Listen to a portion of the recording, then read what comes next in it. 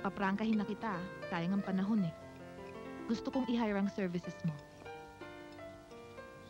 Kotse mo? Hindi. Nakahanda akong magbayad ng reasonable amount. Pwede pa kitang matulungan para maging permanente ka sa trabaho mo. Ano nga kailangan mo sa akin? Kailangan ko ng lalaking magpupunwaring boyfriend ko. Napanood ko na yan sa sine. Totoo yun. Bakit? Yang ganda mong yan eh. Wala kang boyfriend? Ano ka, tomboy? Hindi may boyfriend ako. Gusto ko lang siyang pagsilosin. Pinababayaan ka ng boyfriend mo. Kung hindi siya bulag, hindi ka niya mahal. Mahal. Pero wala ka ng pakialam dun. For about 3 months, wala kang gagawin. Sasamahan mo lang ako. Dates.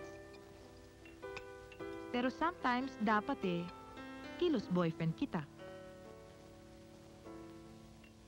Kung tanggihan kita. Please, huwag ka nang tumanggi.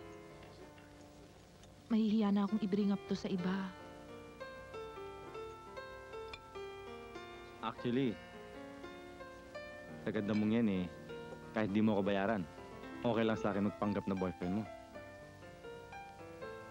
Gusto ko profesional, kaya gusto ko may bayad. Para afterwards, no strings attached. So,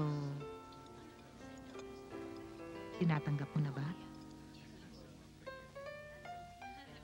Pag-iisipan ko pa. Bukas, sasabihin ko sa'yo desisyon ko.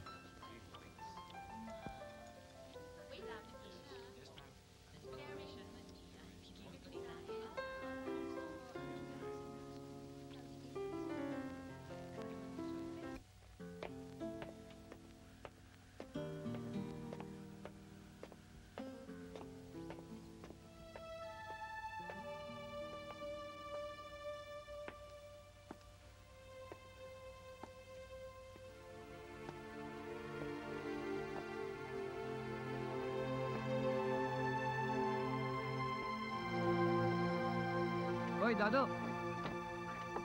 Dinilibre kanina yung motor eh. Sa pangalan mo raw. Umaasenso ka na yata. Okay ah. Tumama ka ba sa loto?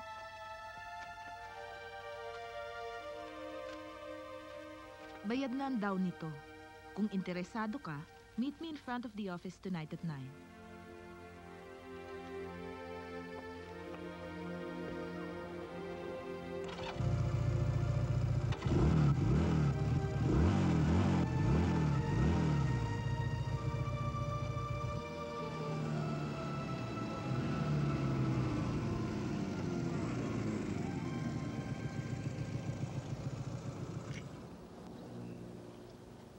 Hindi ka pala sumusuko.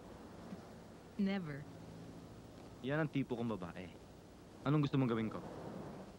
Gusto kong linawin sa'yo ang terms, ha? Akin ang down yan, pero ang monthly sa'yo na.